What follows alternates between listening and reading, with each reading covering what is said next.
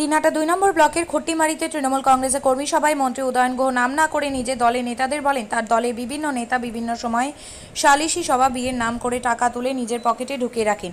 সেই সব নেতাদের হুঁশিয়ারি দিয়ে বলেন যদি এরপর কোনো রকম আর্থিক দুর্নীতি নিয়ে অভিযোগ পড়ে তবে সেই নেতাকে দল থেকে বহিষ্কার করবেন। একই সাথে মন্ত্রী স্থানীয় তৃণমূল কংগ্রেসের নেতাকর্মীদের হুঁশিয়ারি দেন যারা বিজেপির টিকিটে জয়ী হয়ে তৃণমূল কংগ্রেসে এসেছে বা বিজেপির যে সমস্ত নেতৃত্ব তৃণমূলে এসেছে তাদেরকে যেন সমান তালে গুরুত্ব দেওয়া হয়। মন্ত্রী আরও হুঁশিয়ারি দেন কিছু তৃণমূলে হেরে যাওয়া পঞ্চায়েত ও কিছু নেতা আছে যারা নিজেদের ভাগ কম হবে বলে বিজেপি থেকে যে সমস্ত পঞ্চায়েত ও নেতাকর্মী এসেছে তাদেরকে কাছে ঘেঁষতে দেন না। মন্ত্রী স্মরণ করিয়ে দেন তৃণমূলের সেই সব নেতা কর্মী ও হেরে যাওয়া পঞ্চায়েতের থেকে যারা বিজেপির টিকিটে জয়ী হয়ে তৃণমূলে এসেছে তাদের জনপ্রিয়তা বেশি, কারণ তারা বুথ দখল করে জয়ী হয়নি।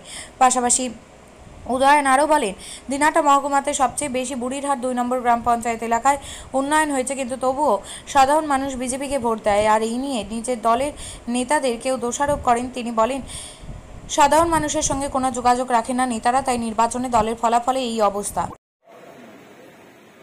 তাই আমাদের নেতারা, স্থানীয় নেতারা, কর্মীরা তারা মানুষের সাথে যোগাযোগ রাখেন না, মানুষের খোঁজ খবর রাখেন না, কথাবার্তা চাল চলন দেখে মনে হয় যে নবাবের বেটা, কথাবার্তা চাল চলন দেখে মনে হয় জমিদারের বেটা, এমন তাদের কথাবার্তা, এমন তাদের ভাব, মনে হয় যেন মানুষকে মানুষ বলে মনে করে।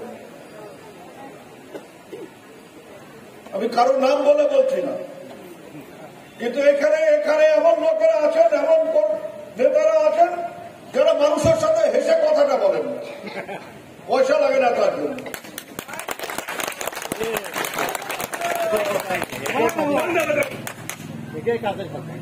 এমনও আছে, বারবার বলে দিয়েছি, কোন সালিশিতে যাওয়ার দরকার নেই। যদি দুই পক্ষ আসে, দুই পক্ষ এসে যদি আপনাকে অনুরোধ করে তবে আপনি সালিশিতে যাবেন, নাহলে সালিশিতে যাবেন না। তারপরেও নেতারা সালিশিতে যায়, তারপরেও জমি নিয়ে কাজিয়ায় যায়, তারপরেও ছেলে মেয়ের বিয়ে সেই সমস্যা মেটানোর জন্য সেই বাড়িতে যায়, গিয়ে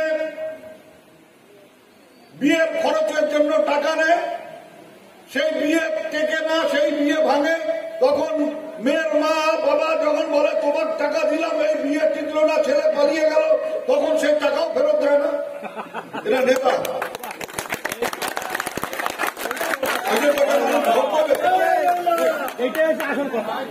আবার সেই মহিলা আমার বাড়ি গিয়ে নালিশ করেছে বলে নেতার ঘর তার বাড়ি গিয়ে বলে মন্ত্রীর বাড়ি গেছেন, মন্ত্রী টাকা দেবে, আমরা দেবো, কোন নিজের টাকা আর দেবে মন্ত্রী।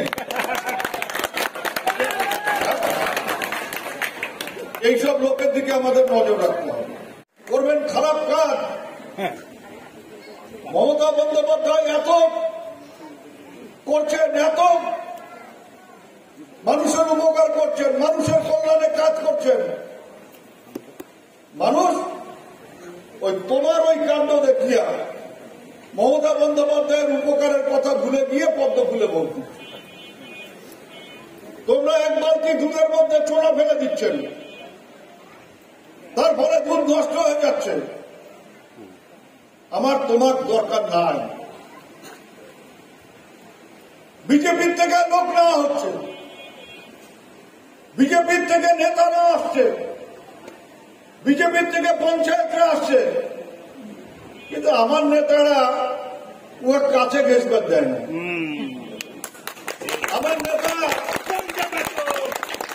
আমার নেতাদের চিন্তা কি, ওই যে কয়েক মাস চালিয়ে আসলো পঞ্চায়েতি, ওখানে তো বিজেপির পঞ্চায়েতকে ভাগ দেওয়া হতো না, যে হালুয়া পঞ্চায়েত আমার, তাই এলাকায় বুঝে দেওয়ানিগিরি করছে। এখন পঞ্চায়েত আসার পরে দেখে যে পঞ্চায়েত তো আবার ওই সব নিয়ে বিলি বন্টন পঞ্চায়েত করছে, তাহলে তো আমার দেওয়ানিগিরি চলে যায়, তাহলে আর ওই পঞ্চায়েতকে কাছে ঘেঁষতে দেওয়া যাবে না, এসব চলবে। যাকে দলে নেওয়া হচ্ছে তার যে গুরুত্ব, তাকে করতে দিতে হবে। তোমার কাজ তুমি করো, তার সাথে মিলেমিশে আলোচনা করে করো। কিন্তু মনে করবো একটা কথা মাথায় রাখতে হবে, এখানে যে বিজেপির থেকে যারা জিতেছিল তারা কিন্তু কেউ বুথ দখল করে যেতে নেই,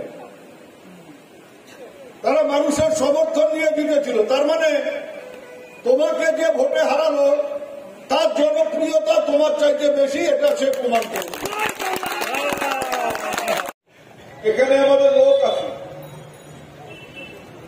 নেতা আছে, কর্মী আছে, কিন্তু ভোটার নেই। এটা একটা অদ্ভুত ব্যাপার। যে মানুষগুলো আমাদের মিছিলে থাকেন, যে মানুষগুলো আমাদের মিটিং এ থাকেন, যারা প্রতিনিয়ত আমাদের প্রতিশ্রুতি দেন, তারা ভোটের সময় ভোট দেন না। এই যে ধাঁধাটা, সেটাকে বের করতে হবে। আপনারা সবাই জানেন, এই খট্টিমারি স্কুলের মাঠে একটি সভা করে আমি সেদিন বলেছিলাম, যদি বাসন্তীহাট থেকে খট্টিমারি পর্যন্ত রাস্তা করতে না পারি তাহলে জীবনে কখনো ভোট চাইতে আসবে না। গত পঞ্চায়েত নির্বাচনের আগেই এই রাস্তার কাজ আমরা শেষ করি। তারপরেও আমরা অবাক হয়ে দেখেছিলাম পঞ্চায়েত নির্বাচনে খট্টিমারিতে যে দুটো বুথ, সেই দুটো বুথেই আমরা পরাজিত হই। 24 লোকসভা নির্বাচনে আমরা অনেক লড়াই করে, সংগ্রাম করে দিনাটা বিধানসভায় জয়ী হই 18,000 ভোটে, এবং কুচবিহার আসন যেটা 19 সালে আমরা পরাজিত হয়েছিলাম, সেই আসনটাকে আমরা পুনরুদ্ধার করতে পারি। নিশীথ প্রামাণিকের মতন একজন মানুষ, যিনি ভোটে জিতে আর মানুষের খোঁজ রাখেন না, যিনি ভোটে জেতার পরে মানুষের সাথে যোগাযোগ রাখেন না, যার বাড়িতে সাধারণ মানুষ তো দূরের কথা। সেদিন শুনছিলাম একজন সাধু মহারাজ, তিনি ওই নিশীথ প্রামাণিকের সাথে দেখা করতে তার বাড়িতে গিয়ে 5 ঘন্টা তাকে বসে থাকতে হয়েছিল। পরবর্তীকালে না দেখা করে তিনি ওখান থেকে চলে গেছেন। দেওয়ার পরেও এইখানকার মানুষ আমাদের ভোট দেন। বাড়িতে বাড়িতে, তিনি হিন্দু হন, তিনি মুসলমান হন,